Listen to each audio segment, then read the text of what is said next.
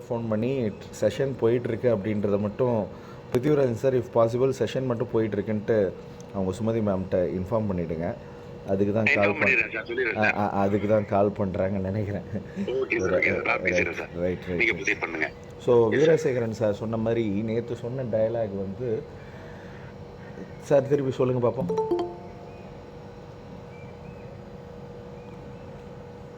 Veerasekaran sir, எனக்கு பின்னால் 1000 பேர் நிற்கிறார்கள் என்பதை விட 1000 பேர்களுக்கு முன்னால் நான் நிற்கிறேன் என்று கூறிக்கொள்ள வேண்டும். எஸ்.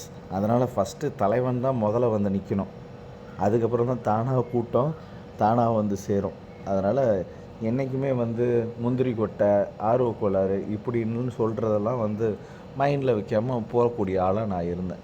ஸோ ஸ்கூல் லெவலில் நடக்கக்கூடிய சின்ன சின்ன காம்படிஷனில் தோக்குறமோ ஜெயிக்கிறோமோ, மீசியம் இருக்குன்னு ஒரு படத்தில் வரும்ல, அந்த மாதிரி தோக்குறமோ ஜெயிக்கிறோமோ ரிசல்ட் பார்க்காம இறங்கி எப்பொழுதுமே ஃபஸ்ட்டு ஆளாக நிற்பேன். நிறைய அவமானங்கள், அதாவது ஒரு மனுஷன் வாழ்க்கையில் சாதிச்சுக்கணுன்னா பல காரணங்கள் இருக்கும் அப்படின்னு சொல்லுவாங்க. ஒரு மனுஷன் ஜெயிக்கிறதுக்கு பல காரணங்கள் இருக்கும், பல மனிதர்கள் இருப்பாங்க, பல இடங்கள் இருக்கும். ஆனால் ஒரு மனுஷன் ஜெயிக்கிறதுக்கு கடுமையான உழைப்பு, நெவர் எவர் கிவ் அப், இந்த மாதிரி நிறைய சொல்லுவாங்க. டாலரன்ஸ் சொல்லுவாங்க.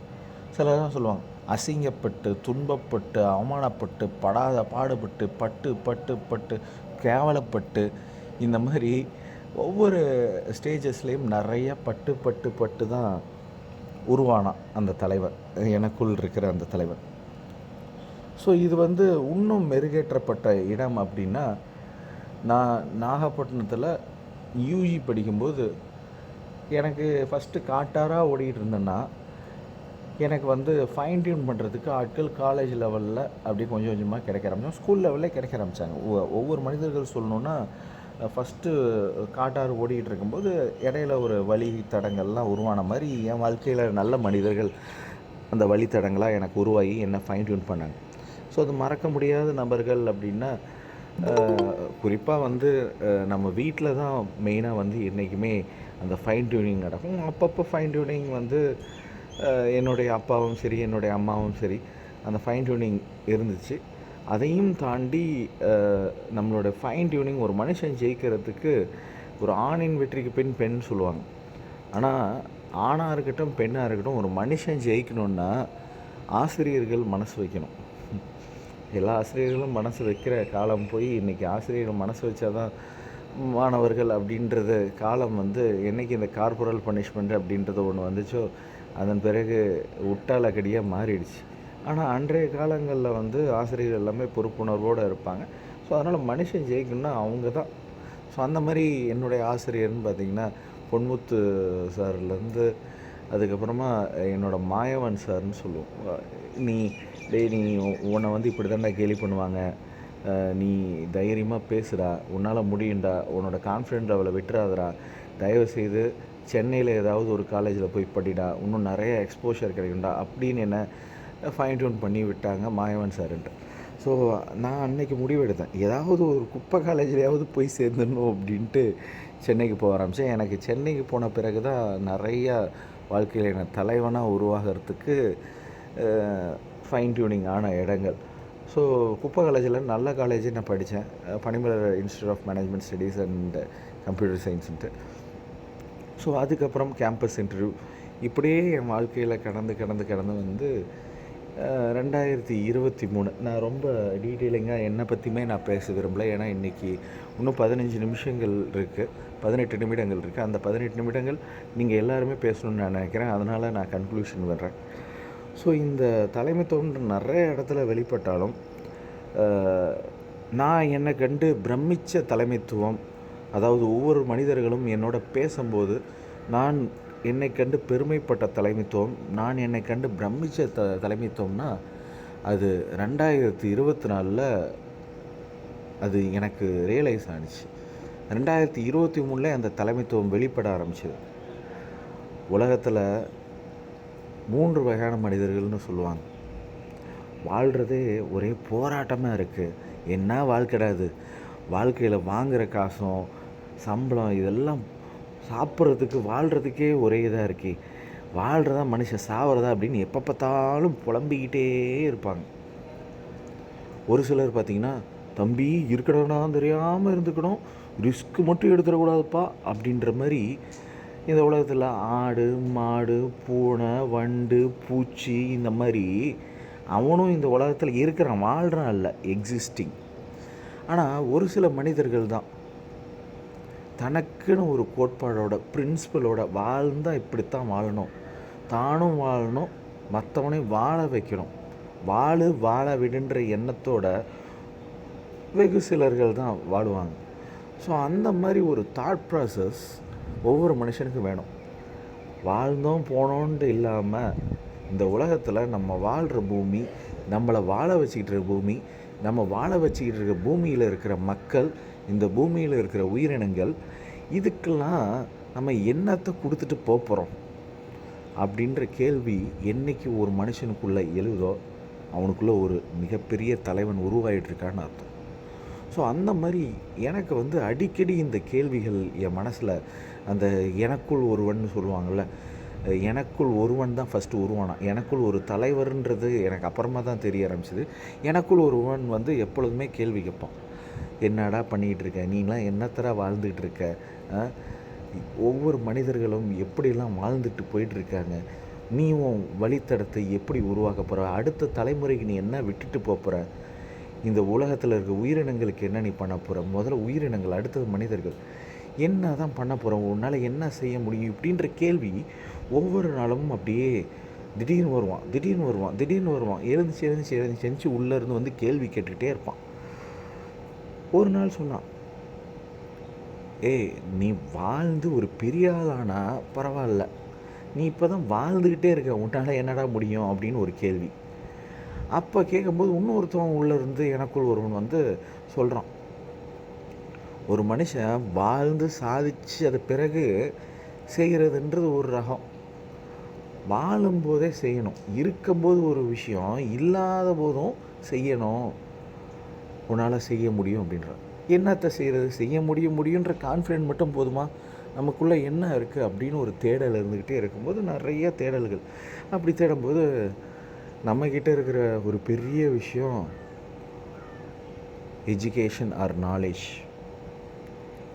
இதை வாங்கவும் முடியும், கொடுக்கவும் முடியும். இதை நம்ம வாங்கிக்கிட்டு இருக்கோம், அதை நம்மளை டெவலப் பண்ணுறதுக்காக வாங்குறது அது நாலேஜோ எஜுகேஷனோ கிடையாது.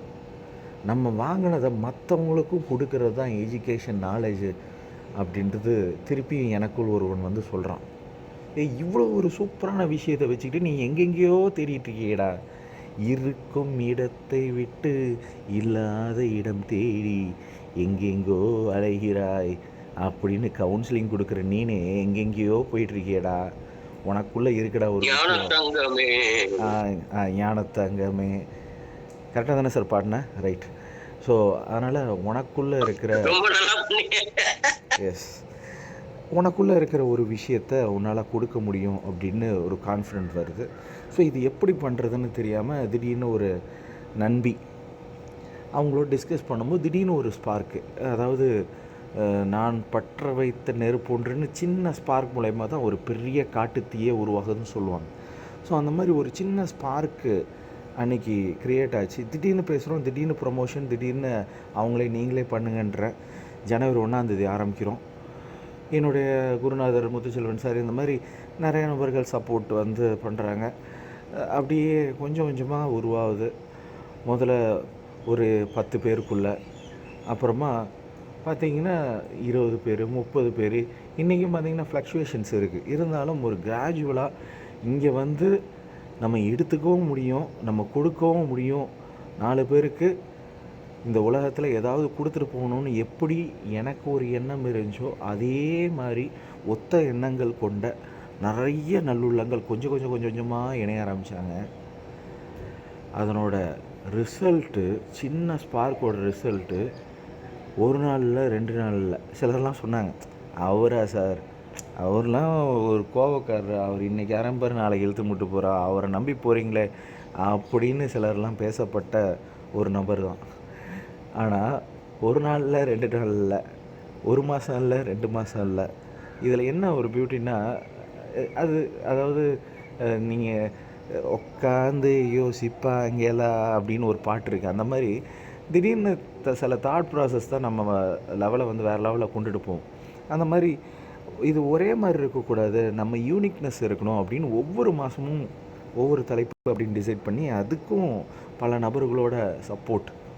ஸோ அப்படியே பார்த்திங்கன்னா ஒரு நாளில் 2 நாளில் 1 மாதம் இல்லை 2 மாதம் இல்லை, நிறைய நல்லுள்ளங்களோட சப்போர்ட்டால் இங்கே வந்துட்டுருக்கிற இப்படிப்பட்ட இந்த நேரத்தில் கூட யாருமே ட்ரெயினர் இல்லை, அவங்க தவிர்க்க முடியாத காரணத்தால் வரல, சரி உங்களோட ஒரு டிஸ்கஷன் பண்ண போகிறேன் அப்படின்னு சொன்னதோட எல்லாருமே இதை உட்காந்து கேட்டுட்டு அடுத்தது தயாராகிட்டுருக்கீங்க பாருங்க. இந்த ஒரு நல்லுள்ளங்களோட சப்போர்ட்டால் ஒரு நாளில் 2 நாளில் 1 மாதம் இல்லை 2 மாதம் இல்லை, கிட்டத்தட்ட 12 மாதம் 1 வருஷம் அப்படியே கடந்து வந்துச்சு. சரி அப்படியே முடிச்சிருவோமா, சரி 1 வருஷம் சக்ஸஸ்ஃபுல்லாக பண்ணிட்டோம்.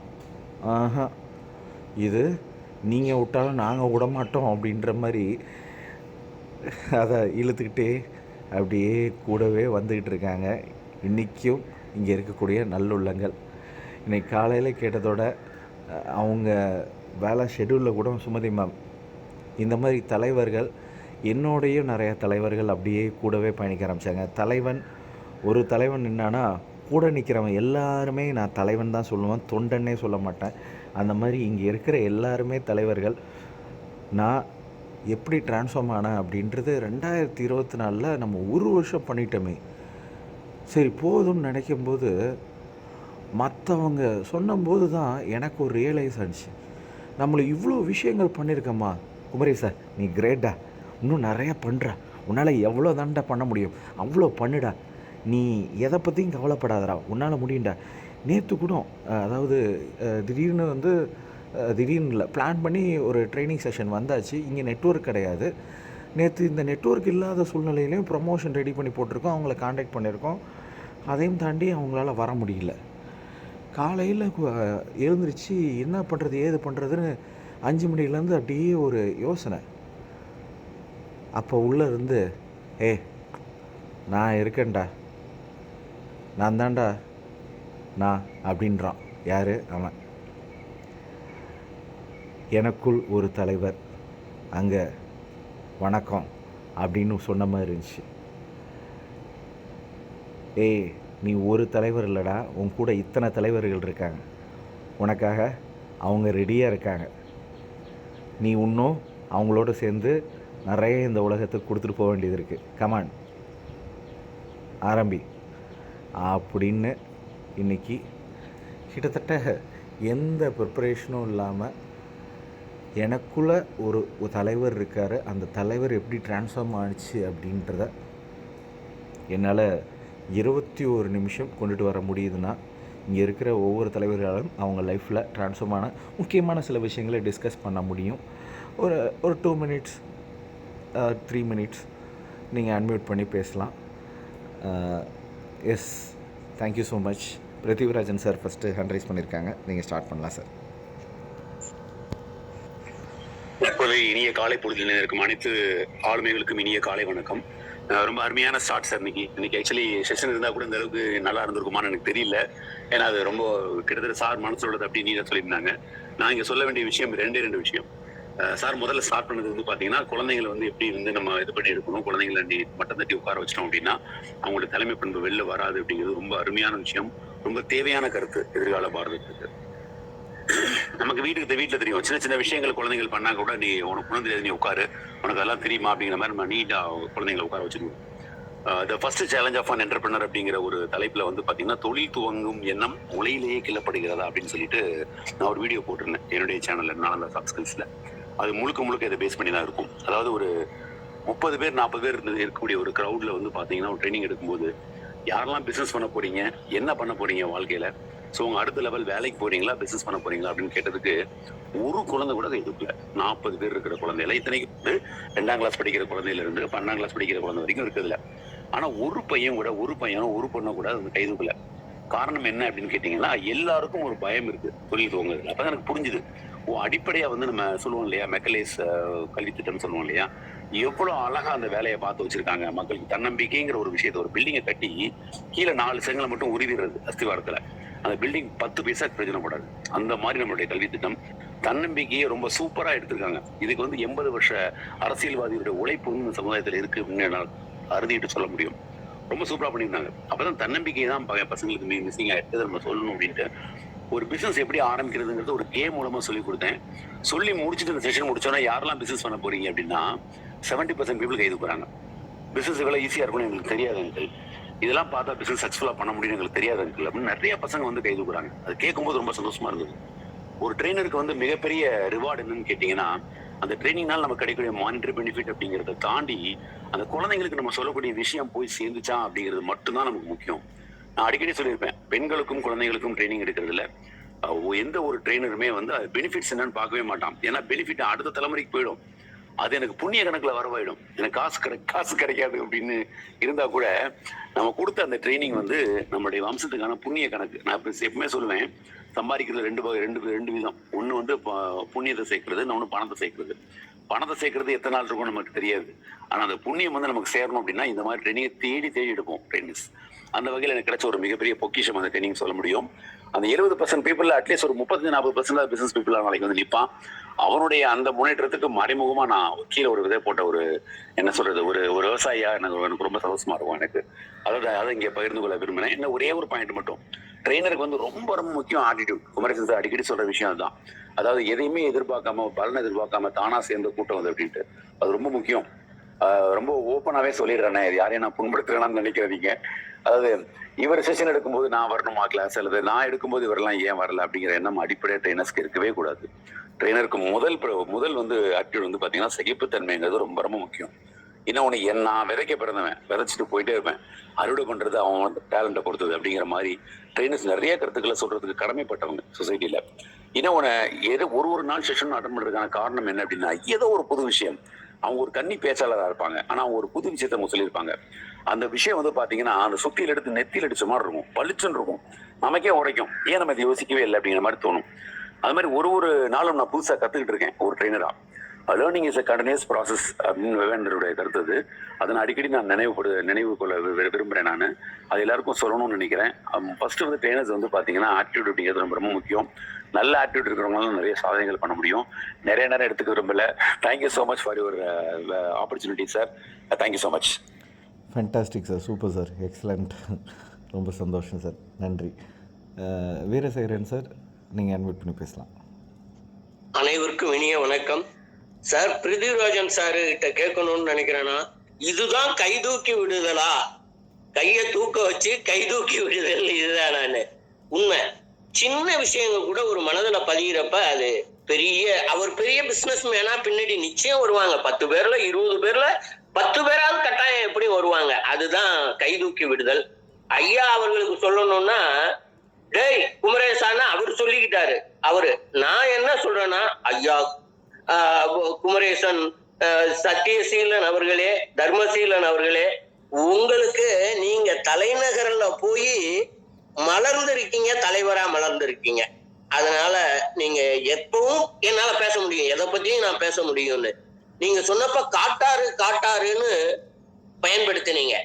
அந்த காட்டாரை வந்து பயன்பாட்டுக்கு கொண்டு வரணுங்கிற மாதிரி எனக்கு தெரிஞ்ச ஒரு செய்தியை பகிர்ந்து விரும்புறேன். பொள்ளாச்சி என் மகாலிங்கம் அவருடைய சொந்த பணத்தை போட்டு தென்னக நதிகள்லாம் வேஸ்டா போய் கடல்ல கலக்குது. நம்ம இத வந்து ஆத்துல இருந்து வேற இடத்துல இருந்து நம்ம வாங்குறதெல்லாம் அப்புறம் அது ரைட்டு, ஓகே, போராடி வாங்குறதுக்கு முயற்சி பண்றது அதெல்லாம் ஓகே. இருக்கிற நதிகளை, தென்னக நதிகளை இணைப்பதற்கு ஒரு பெரிய ப்ராஜெக்ட செஞ்சு அந்த காலத்திலேயே அதை வந்து அரசுக்கு ஒப்படைச்சாரு பொள்ளாச்சி என் மகாலிங்கம். அதெல்லாம் வந்து பெரிய செய்திகள். அதே மாதிரி இன்னொரு நிகழ்ச்சி, 3 வகையா மக்களை பிரிக்கலாம் மனிதர்களை அப்படின்னு சொன்னீங்க. நான் வந்து அதை KMNMXM அப்படின்னு 3ஆ வச்சுக்கிட்டு தான் நான் ஒரு கிளாஸ்ல எல்லாம் சொல்லியிருக்கேன். என்ன அதுன்னா, முதல் வகை KM மனிதர்கள், 2004 சுனாமி நடந்தது தெரியும். அப்ப ஒரு நிகழ்ச்சி பெக்டோன் டிவில ஒரு சின்ன காட்சியை காட்டினாங்க. இலங்கையினுடைய ஆற்று கரையில எல்லாம் தலையில எல்லாம் பாரத்தை வச்சுக்கிட்டு பிள்ளைங்களை இழுத்துட்டு ஓடுறாங்க தன்னுடைய சொந்த வாழ்க்கையை காப்பாத்திக்கிறதுக்கு. அப்ப ஒருத்தர் மட்டும் ஒரு 2 ஸ்டெப் பின்னாடி வந்து கையால ஒன்ன தள்ளி விட்டுட்டு ஓடுறாரு. என்ன அவர் தள்ளி விட்டது அந்த ஆத்து கரையில? ஒரு துடித்து கொண்டிருந்த மீன். நல்லா கவனிங்க. அவர் வந்து ஏதோ ஒரு கேண்டிலிவர் டின்னர்பாங்கல்ல, ஒரு ஒளிய போட்டுக்கிட்டு மெல்ல அமைதியா நடந்துகிட்டு போய் சாப்பிட்டுட்டு வர்றது, அதுக்கு போகல. உயிரை காப்பாத்திக்க போறாரு. அந்த நேரத்துல பின்னோக்கி 2 ஸ்டெப் வந்து ஒரு மீனை தள்ளி விட்டு போறாரு. உண்மையா சொல்ல போனோம்னா அவரு அந்த ஒரு நொடியில அவருடைய உயிர் போனாலும் போகலாம். அந்த ஒரு நொடியில ஒண்ணு. 2வது அவர் மீன் சாப்பிடுறவராக கூட இருக்கலாம். 1000 மீனை இதுவரைக்கும் கொலை பண்ணி கூட சாப்பிட்டு இருக்கலாம். ஆனால் அந்த நொடியில காப்பாத்தணும் அப்படின்னு போறாரு. அவரை நான் KMன்னு வச்சு சொல்லுவேன், கலாம் மாடல் பீப்புள் அப்படின்னு. அடுத்தது எண்ணம். என்ன எடுத்துக்கிட்டீங்கன்னா, நான் அதே மாதிரி ஓடுறேன்னு வச்சுங்க, ஒரு மீனுக்காக 2 ஸ்டெப் வந்து போடுவேனா? முடியாது, பயந்துருவேனா. என்னுடைய நேச்சர் பயந்துருவேன். ஐயோ நம்ம போனோம் அந்த நேரத்துல தள்ளிட்டு போட்டேன்னா என்னன்னு. நான் நார்மல் மேன். நான் இதை செய்யவே மாட்டேன். ஆனா என்ன பண்ணுவேன்னா, யாராவது பெரியவங்க ரோட்டை கடக்கிறப்ப கையை காட்டிட்டு அவரை கையை பிடிச்சு கொண்டு வேணா விடலாம். மேக்சிமம் என்னால அவ்வளவுதான் முடியும். அதனால நான் நார்மல் மேன் மாடல். அடுத்ததுதான் எக்ஸ்ன்னு போட்டு எம்னு போட்டேன். இந்த மாதிரி ஒரு பிறவி பிறக்கவே கூடாது அப்படின்னு. நம்மள யாருமே அது மாதிரி இருக்க கூடாதுன்னு ஒரு போட்டேன். அது எக்ஸ் மாடல். என்ன தெரியுமா? அடுத்த நாள் நாங்க படிச்சோம், வேளாங்கண்ணியில் உயிருக்காக போராடி கொண்டிருந்தவர்களுடைய உடலில் இருந்து நகைகளை திருடியவர்களாக சிலர் இருந்தார்கள் அப்படின்னு படிச்சப்ப வேதனையில துடிச்சோம். அந்த மாதிரி எக்ஸ்ன்னு ஒரு மனிதனே பிறக்க வேணாம், வெறும் 2 கேட்டகரியா இருப்போம் அப்படின்னு சொன்னோம். இந்த வாய்ப்புக்கு இன்னும் ரொம்ப பேசுவோம். நன்றி நன்றி நன்றி. சூப்பர் வீரராகவன் சார், ரொம்ப நன்றி, சந்தோஷம், மகிழ்ச்சி. ஏவிஆர் சார், நீங்கள் அட்மிட் பண்ணி பேசலாம் சார்.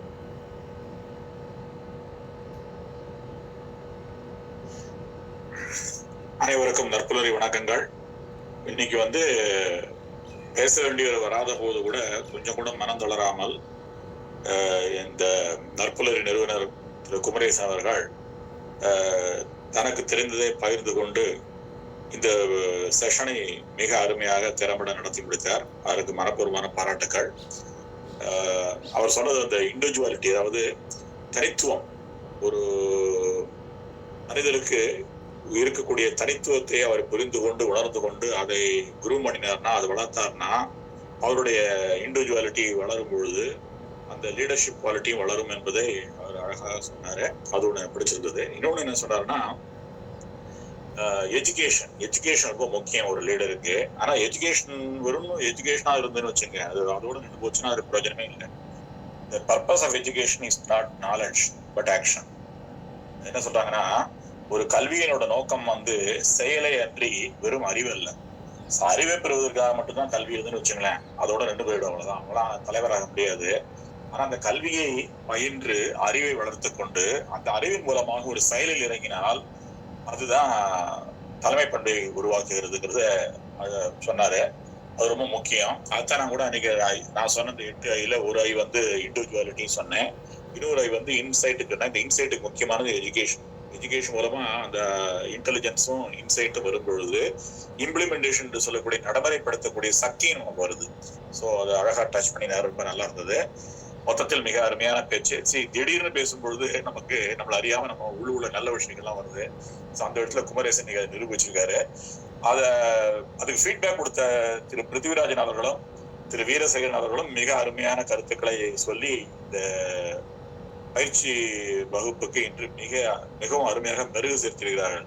அவர்களுக்கும் என்னுடைய மனப்பூர்வமான பாராட்டுக்கள். மொத்தத்தில் அனைவருக்கும் என்னுடைய மனப்பூர்வமான பாராட்டுக்கள். வாழ்க வளமுடன். நன்றி. Thank you so much sir. Sumathi ma'am, நீங்கள் அட்மிட் பண்ணி பேசலாம் மேம். Over to you. நீங்கள் பேசிட்டு அப்படியே கண்டினியூ பண்ணலாம். Yes ma'am. Thank you ma'am. Thank you so much sir. ஆக்சுவலாக நான் பேசணும், ஏவிஎஸ் பேச சொல்லணும் அப்படின்னு நான் நினச்சேன். ஆனால் நீங்கள் கரெக்டாக அவருக்கு கூப்பிட்டீங்க. ரொம்ப நன்றி. நற்புலத்தில் பயணித்துக் கொண்டிருக்கின்ற அனைவருக்கும் நன்றி.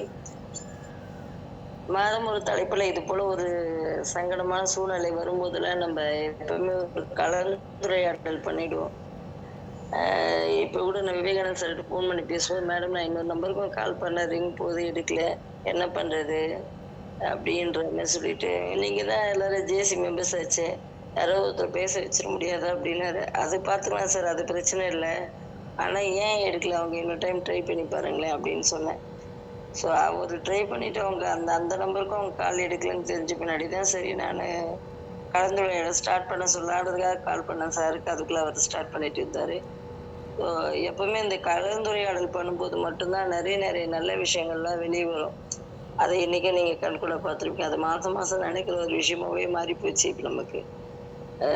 அதை ஜேசி மெம்பர்ஸ் பேசலாமே அப்படின்னு சொல்லும்போது, நம்மளுடைய ஃபவுண்டர் ஜேசி மெம்பர், அவர் ட்ரெயினர், அவர் நினைச்சா எத்தனை கண்டென்ட் வேணா எப்போ வேணாலும் அப்படியே ஸ்பாட்லேயே பேச முடியும். நம்ம அதுக்காக இன்னொருத்தர் தேட வேண்டிய அவசியம் இல்லை. ஸோ அது மாதிரி நிறைய தலைவர்கள் வந்து இந்த தளத்தில் பயணிச்சிருக்காங்க. நம்ம Prithvirajan sir, Veerasekaran sir, AVR sir, Sribharath, Anand sir, இவங்கெல்லாம் கூட பார்த்தீங்கன்னா ஸ்பாட்ல இதை பற்றி பேசுங்கன்னு சொன்னால் பேசக்கூடிய அளவுக்கு திறமைசாலிகள் தான். ஸோ நல்ல தலைவர்கள் தான், எல்லாராலையும் பேச முடியும். அதுதான் எந்த டைம் வேணால் பேசக்கூடிய அளவுக்கு நம்மளை வந்து மாற்றிக்கிட்டோம்னா, அப்போ வந்து எந்த செயலை வேணால் நமக்கு ஒரு இக்கட்டான சூழ்நிலை வரும்போது அதை வந்து ப்ராசஸ் பண்ணக்கூடிய அளவுக்கு நமக்கு திறமை இருக்குன்னா, அதுதான் நமக்குள்ளே இருக்கக்கூடிய ஒரு தலைமை பண்பு, தலைமைத்துவம். ஸோ அந்த இது இருந்துச்சுன்னா நம்ம கண்டிப்பாக நம்ம இது பண்ணிக்க முடியும். எந்த இடத்துலையும் நம்ம வந்து நம்மளை தனித்தன்மையை காமிச்சிக்க முடியும். ஸோ அந்த வகையில் இன்னைக்கு நம்மளுடைய ஃபவுண்டர் வந்து அதை நிரூபித்து காமிச்சிருக்காரு. உங்களுக்குள்ளே இருக்கக்கூடிய திறமையாக இருந்தாலும் சரி, அவருக்குள்ளே இருக்கக்கூடிய திறமையாக இருந்தாலும் சரி, அதை இந்த இடத்துல நிரூபித்து காமிச்சிருக்காரு. ஸோ இனிமேல் இந்த ட்ரைனர்ஸ்லாம் எந்த ட்ரைனர் வரலனாலும் நம்மளால் இந்த பயிற்சி எடுக்க முடியுன்றதை இங்கே நிரூபிச்சிருக்காங்க. கண்டிப்பாக நம்ம யாராவது ஒருத்தர் கைக்கு அனுப்பிச்சு, சார் நீங்கள் இன்றைக்கி செஷன் எடுத்துருங்களேன், நீங்கள் எனக்குள்ள ஒரு தலைவரை பற்றி பேசுனீங்களேன்னு சொல்லி சொன்னோம்னா கண்டிப்பாக பேசுவாங்க. அந்த அளவுக்கு திறமைசாலியான பயிற்றுனர்கள் தான் இப்போ இது உருவாகி கொண்டு இருக்கிறார்கள். ஆல்ரெடி பயிற்றுனர்கள் தான், இருந்தாலும் இன்னும் மெருகேற்றி கொண்டு இருக்கிறார்கள். நம்ம பிருத்திவிராஜன் சார் சொன்ன மாதிரி நம்ம ஏதாவது ஒரு விஷயத்த கற்றுக்கிறதுக்காக வரோம். அது யாராக இருந்தால் நமக்கு என்ன ஒரு இது சொல்லுவாங்க, நான் கூட சொல்லிட்டு நீங்கள் யாருக்கு ஓட்டு போட போகிறீங்க என்ன ஏதுன்னு, ஓட்டு போகிறது என் கடமை, நான் போட்டுடுறேன்.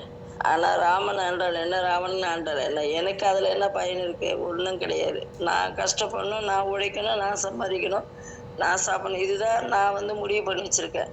இருந்தாலும் ஒரு நல்ல தலைவனை தேர்ந்தெடுக்கணும், அந்த பொறுப்பு என்கிட்ட இருக்குது, அதுக்கு நான் என்ன செய்யணுமோ அதை செய்கிறேன் அப்படின்றது மட்டும்தான் நான் சொன்ன ஒரு விஷயமும் கூட. பாட்டா பாடிடுங்களா மேம், ராமன் ஆண்டாலும் ராவண ஆண்டாலும் நல்லா இருக்குமே. இன்னும் கொஞ்சம் சாரி, நீங்களே பாடுங்க சார், நீங்க பயங்கரமான ஆளு சார், பாடுங்க சார், நல்லா இருக்கு, பாடுங்க, உங்க வாய்ஸ்ல பாடுங்க, நாங்க கேட்க தயாரா இருக்கோம். ராம ஆண்டாலும் ராவண ஆண்டாலும் எனக்கு ஒரு கவலை இல்ல, இதுதான்டா. அதுக்கு மேல தெரியல மேம், மன்னிக்கவும்.